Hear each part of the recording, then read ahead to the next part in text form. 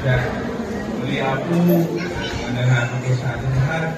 Nagyaman mo na ako, hindi na mangyari sa nato na kasama ka na po ay alam niyo ba po na ito po ang mga namimiss ko kong pagkakalamon. Hindi galing mo tayo sa mga kaya. Pero bago kong simula, ang samig dali ako. Respeto po muna. Sa lagi ko rin po sinisigaw.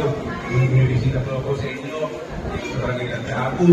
Isa sa mga pinakamagaling na Kanta-Apo. Nagbayad ng ulo. Hari ako pagpapagin. Ang lahat ng mga puso po natin. Nandito at ng Diyos natin. Pagpapagin mo namin sila. Pagpapagin mo namin sila. Muli po, respeto din po. Sa isa, sa lagi ko rin pong naririnig yung sinisigaw ko.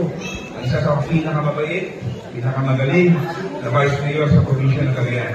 Ang Vice Mayor po natin, Dr. Torres.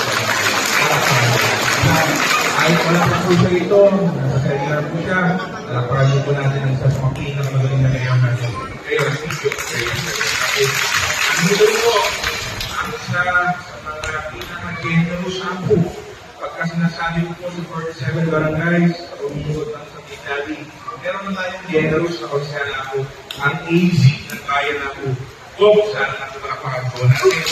Ang iba rin po, bagong konsela, pero napakagaling na po.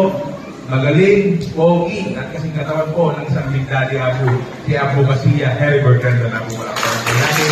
At ang buong team, servisyo ng may puso po.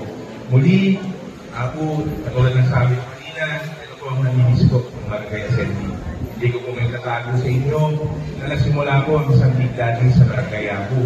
Kapitan din po ako ng Barangay Sentro noon na alam naman po natin na mandato ng DILG na kailangan na 2 beses po kami mag-report sa inyo para malaman nyo po kung ano ang programa ng mga barangay officials nyo, kung ano po ang nagawa nila, kung ano po ang mga plano nila. Kaya palakpakan nyo po ang mga barangay officials nyo kaya sinusunod po nila ang mandato ng DILG. Bago po magtuloy si Daddy, respeto lang naman po sa mga kasamahan natin sa gobyerno na napakasipag na PNP ang mulong ako, palakpakan po natin ang ating general family na dito po ngayon.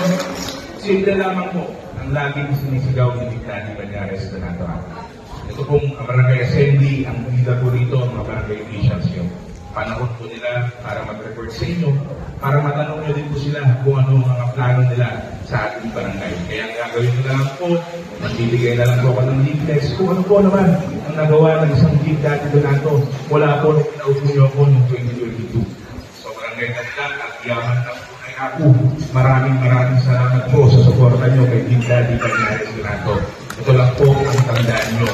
Kayo po at ang barangay Ganda kay Big Daddy Banyares Donato.